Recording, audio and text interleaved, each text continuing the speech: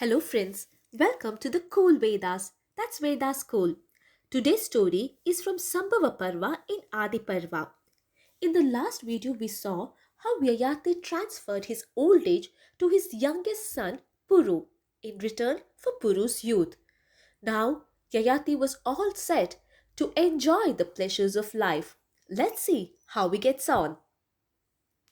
The excellent monarch Yayati, the son of Nahusha, having received Puru's youth, became exceedingly happy, and with it he once more began to indulge in his favorite pursuits to the full extent of his desires. But the king always took care that he never, ever went away from Dharma. He gratified the gods by his sacrifices, the Pitris by Shraddhas, the poor were made happy by charities, and the excellent Brahmanas were given proper hospitality with food and drink, whereas the Vaishyas were protected well, and the Shudras were shown all kindness. The criminals in his kingdom were also well oppressed by proper punishments. And thus Yayati ruled his kingdom and took care of his all subjects virtuously, just like another Indra. And the monarch, possessed of the power of a lion, with youth and every object of enjoyment under control, enjoyed unlimited happiness without ever going away from Dharma. And the king became very happy in thus being able to enjoy all the excellent objects of his desire. Soon the 1,000 years came to an end, and when the virtuous monarch saw that the 1,000 years were completed, he summoned his son Puru and addressed him thus: My son Puru, you are my favorite.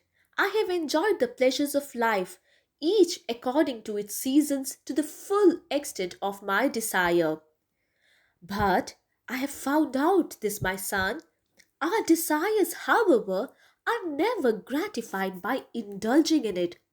On the other hand, the more you indulge in your desires, they only flame up like a fire fed with ghee. Even if a single person became the owner of everything on earth, all her yields of paddy and barley, her silver, her gold, the gems, the animals, everything that Mother Earth could provide, if it was owned even by a single person, even then that person would never be content. Thirst of enjoyment, therefore, should be given up. Indeed, true happiness belongs to them that have cast off their thirst for worldly objects. And it is not easy, my son. It is very difficult to throw off these desires by the wicked and the sinful. My heart has for a full 1,000 years been fixed upon the objects of desires. My thirst for these, however, increased day by day without taking a name of decreasing. Therefore, now I have decided that I shall cast it off and fix my mind on Brahma. I shall pass the rest of my days with the innocent deers in the forest, peacefully and with no heart for any worldly objects.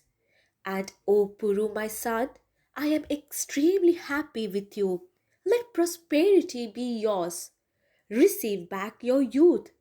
Receive my kingdom too. Rule my kingdom virtuously, my son.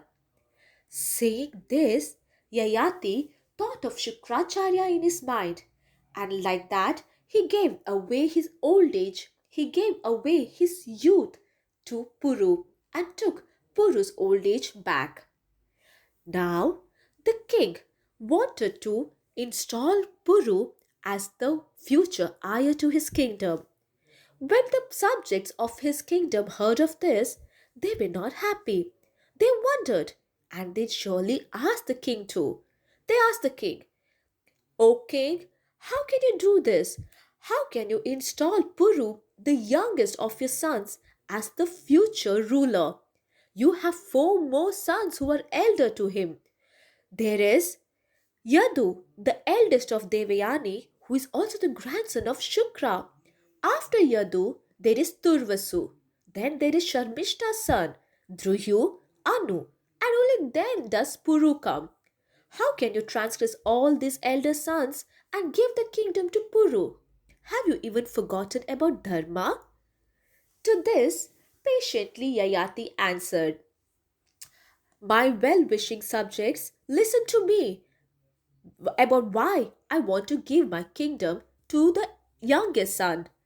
My commands have all been disobeyed by the four sons. It was only Puru who respected me, who regarded my words, who came to my help when in need. All the other four sons, they did not give any regard to my words. They did not respect my words.